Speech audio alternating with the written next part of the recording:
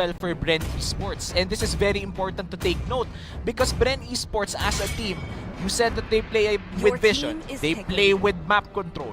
When you play with the waves, you get priority over these objectives. Kaya kanina nung game 1, nakita talaga natin ng Bren Esports taking turtle after turtle after turtle up to a point na lumamang sila na nakuha na rin nila ang buffs ng Aura PH. Tingnan natin kung mangyayari ba ulit yun in game 2. Tapos na ang second banning phase natin with the Angela and Diggy being banned by Aura PH. And for Bren Esports, they take away the Roger and the Ling. High-level mind games, ha? Kasi yung Angela, hindi mo na-expect na magpababan pa yan, eh. Kasi kung titignan mo yung lineup nila, expect mo na si Rebo mag-aalis na agad. Pero sabi nila, pwede palang mag-switch si Flaptizi ng alis, no? They have very talented players and aware ang Aura PH na kaya nilang gawin yon. So they ban out the Alice and as well as the Ling, comfort pick for JP, also usable by Lord Hades. Yeah, and Esmeralda will be the 4th pick for Bren Esports. Generally, a powerful pick against every lineup. Ito yung tipo na basta may kadikit, masakit. And ayaw mong madikitan ng isang Esmeralda. But sometimes, wala ka talagang choice, especially if maganda ang pasok with the Star Moon Ultimate. Yes, exactly. So, madikit, masakit pag dumikit. Kaya huwag kang kakabit. Yeah, I like the rhymes, father. I like the rhymes. That's Esmeralda. And yes, Falling Star Moon, very scary when used properly. Nakita natin yung kanina. In fairness, nakita natin yung kanina. Maganda din yung laban ng Esmeralda. Again, that game 1 was not supposed to end that way. Pero it did. So we're up to game 2. Nagsabay sila. Granger and Lunox. Ayan na. Aggression. Early game aggression pa lang. With the Granger, with the Lunox. Granger danger for Aura PH. And sinabayan pa nga ng Lunox. Ito, gustong-gusto ko yung scene na yun. Nakita natin, nag-appear ang mga Aura PH. Ito na yung mental reset na sinasabi mo. Confidence. Oo, nakakalungkot yung nangyari ng game 1. Oo, natalo tayo pero hindi pa tapos ang laban. Best of 3 to. Subukan nating manalo in game 2. And let's try to extend the series. But for Bren Esports, tignan natin kung ano ba magiging last pick nila. Dahil so far, so good naman ang kanilang mga picks. They have the range, they have the damage, and they have the frontline engage as well. At ito na yon, dinagdagan ng sustain. May mga panggulat picks na ganito talaga yung Bren, no? Oo nga. Rafaela biglang papasok sa ganitong lineup. Who would have thought it? Pero there's a lot of magic damage all around. Halos lahat yan magic damage except for the Brody. Ngayon, that's something that you can easily itemize against, but at the same time, sa early game, masakit ito. So, pasakit na tayo sa early game and can the Brody scale? Ang tanong sa Bren Esports.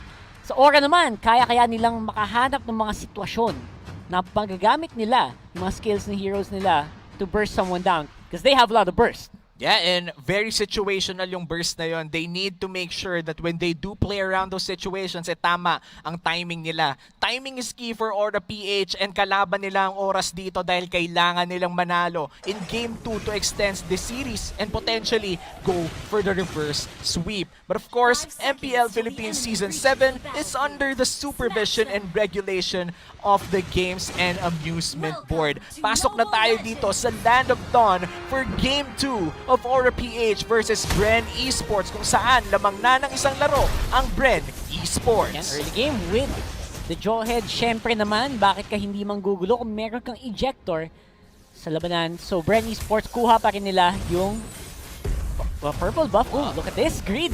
Medyo sneaky dito din si Gulat JP. ako dun, Alam mo yung feeling ko, nag-long cut siya. Hindi siya shortcut eh. Long Long cut. long Pumunta cut. siya doon.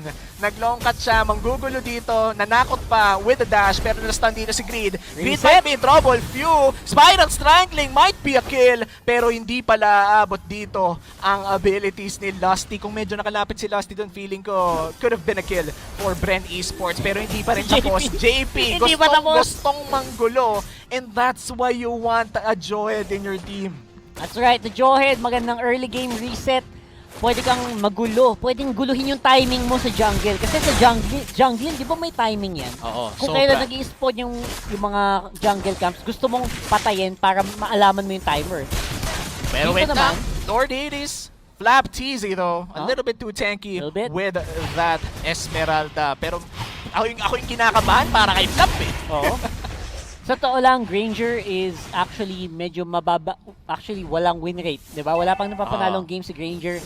Una siyang ginamit sa Season 7 with Carl TZ. And yun yung sa Game 3 nila. And hindi din nag-succeed. So, sorry, Game 2. Diba? So, it was not a fun pick. Let's see if Aura can make it work. Kasi sa ibang region, ginagamit talaga ang Granger na.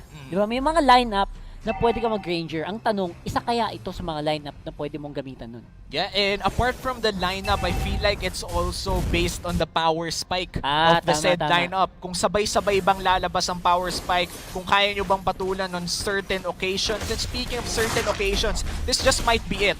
First turtle of the game, co-contest dito, both teams, Aura PH in a good position to take it down. The Kilowash here, hindi papasok ang Alice and Rebo is still fairly healthy, pero babagsak na with a searing torrent. Beautiful play coming in from the Valir. At tuloy-tuloy lang dito, babagsak na ang Sylvana after the Tamus getting it. At pero ang Esmeralda may resback pala, 4v1 dito, and that's the Esmeralda going down. Aura PH, beautiful play. The Turtle plus 3 kills. Yep. May mini audition na naganap. And I have to say na hindi maganda yung layering na ginawa ng pagpasok ng Bren Esports doon sa laban na yun. And dahil doon, again, 3-1 agad and nakuha na agad ang advantage. Raptors na agad yung Granger. Yeah, pero falling Star Moon dito from Flap TZ. Pero hindi naman pala masyado masasaktan dito si Lord Hades. Pero going back to your point, Brock, that was a little bit too aggressive coming in from Bren. Hindi nila naasikaso kung paano mga pasok nila. As you said, holy baptism though, locked in si JP. Walang takas-takas with Imperial Justice, and that's 1 kill going to Bren Esports. There you go, nabawi naman nila. And if you're Aura, huwag kang gagawa ng mga ganung pagkakamali. Kasi konting opening lang ibigay mo sa Bren Esports. Alam mong papasok at papasok yan. Yeah, so, gotta be careful. And speaking of being careful, Bren Esports, I feel like they're more careful now even if they won Game 1. And I gotta hand it to them. Aura PH, they seem not bothered at all from that loss in Game 1. Actually, mas mukha nga silang gigil ngayon, di ba? Yung Aura talagang umaapoy ngayon in this game. And they have the heroes. Meron silang lineup para gawin to. Again, Granger on with Rhapsody, masakit na marksman kahit na early game. Gamit na gamit in this matchup. Yeah, pero tignan natin dito, Field a little bit slowed down coming in from Lusty, pero saktong bato lang pala yun. JP nice with a good save, pero na-burn ang Vengeance Flame. Few, hindi tatama ang Cometic Lance. That could have been a kill if tumama yung stun na yun. Again, also, you have to be aware, yung timing ng Imperial Justice isn't active right now. Check nila ngayon Turtle, it's gonna be a big one dito.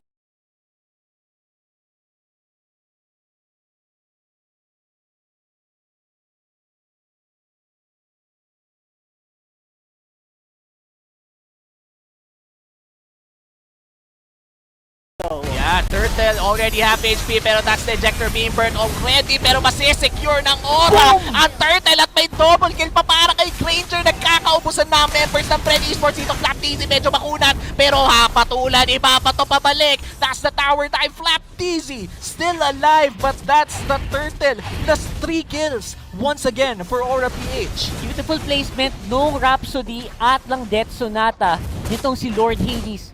From downtown, nakatakas na eh. Nahabol pa nung bala. And again, that's why you pick the Granger. And nakuha niya yung early game timing na gusto niya. Mahirap nang pigilan to. Yeah, and for Aura PH, this is the game that they want out of this Granger. As you said, there's a 2v1 na medyo brief. Dito, grabe yung damage na nagkakala dito kay Granger. One shot na lang, Flap TZ gone! Underneath the turret, you did not respect Aura PH and you paid the price for it. Again, Rhapsody lang, sapat na. Ganun kasakit yung Granger na to, lalo ngayon with the early Raptors machete. Kasi tagos-tagos yung physical damage penetration ngayon ng Granger na to. So, aside from that, also maganda yung ginagawang pag-ikot nila Kiluash at the Greed. Right on time, hindi sila full commit. Saktong dalaw lang. Saktong dalaw lang at kung anong kailangan, ayun lang ang ginagawa. Nakita natin doon, inuna nila yung Torre before they went down to burst the Esmeralda. Gulat na gulat ang papa mo Flap TZ doon. The damage was just too unreal. As you said, Rhapsody pa lang, sapat na. At mukhang magkakaroon ng labanan dito in the mid lane. Searing Torrent, hindi tatama, pero may flicker in si JP, hindi tumama ang eject. Sayang! Pero mukhang wala munang kill na mapupunta, pero hindi pala. Nag-aabang ang Tamos. That's the mega kill for Lord Hades and Aura PH dominating the early game. Surprise mula sa aking kambal. Shoutout kay Kiluash. Ayan. Very beautifully done. You don't see a Tams do that. Hindi ginagawa ng Tams yun. Assassin Tams. Assassin Tams. Men, kulang na lang, Lothar. Pero legit, iba talaga ang Aura PH. So Bren Esports right now will have to come back from this very hard. And speaking of coming back, Rebo tried to get that solo kill pero medyo tinangki niya yung Order of Brilliance dito. Galing sa Lunox. Hindi niya nirespeto yung damage. Bren Esports, I feel like it's already time to respect Aura PH. It is. Tama na. 21-16 na, tol. Medyo kailangan na natin mag-scale up. You need to take note of this Granger dahil talagang napakasakit na ng damage nito at hindi lang yon. Halos lahat ng members ng Aura PH ngayon sabay-sabay nag-power spike. Oo, lumalaki na yung lamang. Huwag nating paabutin sa A94 difference. Oo, sa A9. A94 difference na yan. 13,999. Yan ang magic number yan ang magic natin. Number. Pag lumamang ka ng Aura A94 difference, alam mo na. Oo. Oppo. It's the Oppo difference. Ibig sabihin lang nun nadala ng Oppo ang laro. Pero mukhang babalik na nga tayo dito sa Land of Dawn kung saan 10-2 ang kill score natin dito. Hindi ako nabulol. 10-2 talaga. 8 kills ang lamang ng Aura PH sa Bren Esports. 7 minutes. Mag-8 minutes inside this game. Gigil. Ito yung gigil na Aura. Pag binigyan mo silang lineup na kayang gumalaw sa early game, gagalaw at gagalaw sila ng maganda and kita natin to right now. JP, great ejector. Yeah, flicker, searing torrent, won't save it pero mapapatay dito si Rafaela. Carl TC might be next. That's the Brody dealing so much damage pero kung damage ang usapan nandito ang ating mo Lord Hades with a double kill. Dagdaga mo pa, might be another kill. JP though, low HP. Hindi papasok dito si Rebo pero may papasok sa likod. The Lunox going in with the Chaos Ultimate. Grabe ang damage dito tong Rebo. Kaya mo bang mang 4v1? Nakita natin to napanood natin to There you go with the dive in. Except this time around, wala palang backup. So, it was difficult for Rebo to stay alive. At ngayon, ito na. Yung scaling na sinabi ko for that Granger, halatang halata na ngayon. Ilang minutes yung Raptors machete niya? Mga 3 minutes? 4 Masyadong minutes? maaga. Masyadong maaga talaga. And yung penetration na galing sa item na yon, scales over to tower damage, masakit yung normal attacks mo. Skill damage, masakit yung mga Rhapsody and Death Sonata mo. And critical hits from the passive, masakit talaga. So, from here, may konting cap. Kumbaga, may konting cap yung itemization ng Granger.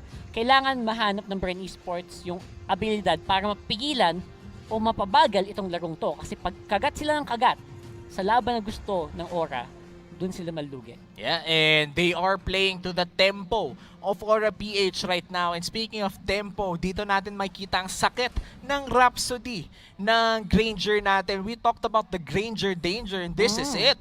The damage is real coming in from the Granger and Lord Hades seems to be in a different form from himself from game 1. Medyo malayo, ang laki ng gap.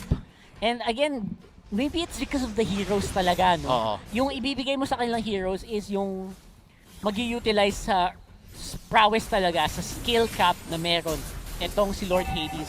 Hindi natin nakita no game 1, pero right now on game 2, damang-dama mo, and the rest of the team can actually keep up. JP, ang galing din talaga niya mag-support at this point. Unbelievable din yung control na pinapakita ni Greed. So the rest of Aura is just holding, is just steady.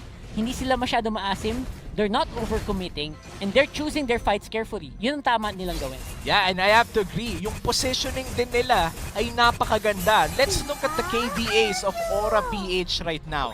705 for Lord Hades, wala ring deaths kay Benny Cutie. And for JP and the gang, tigi-isang deaths lang. Ibig sabihin, well spread out din. Kumbaga napipitas lang dahil sa trade kill, pero hindi namamatay ng walang rason. This is very important to take note dahil kung mamamatay ka man din lang sa laro, make sure may pinaglaban ka. Make sure may rason. Actually, I think yung balance is nahuli din ni Kiluash I think yung off-lane na ginawa ni Kiluash, yung side lanes, napakahirap ding tapatan, which is the reason why sobrang free roam siya. Kahit saan siya pupunta ngayon, wala siyang katapat. Halos, kung papansin mo si Kiluash ngayon sa mapa. And the rest of the team push lang sa kabilang dulo. Yeah, and speaking of pushing though, 3 lanes are getting pushed by Aura PH here. Top lane is already getting pushed quite heavily. There are 4 people in the mid lane and the Lord. Saktong trabaho lang dito sa bottom lane natin and that's already 1/3 destroyed. Tuloy-tuloy na to. This is the classic 3-lane push from Aura PH. Flaptizi to, dumudugo bigla and forces out the Inspire to just run away back to the turret. Yup, and again, the Lord is going on the turret. Hindi na nilang pipigilan. Turret will go down. Top lane, busy din si Kiluash mag-isa. Almost takes down the inhibitor turret doon sa taas. Yeah, and this is a very busy map for Bren Esports. Kailangan nilang makalculate kung saan ba dapat mag-i-invest ng mga members. That's a mega kill for the Lunox. Napakagandang eject na nanggaling dito kay JP. At mukhang Tori muna ang uunahin nila dito. Another flicker in. The damage is just too real. Lusty is next. Order of Brilliance from Belly Cutie. He just goes insane and looks like the base is next. But Rebo wants to stop it. Rebo will not stop it. That's game 2 going to Aura PH.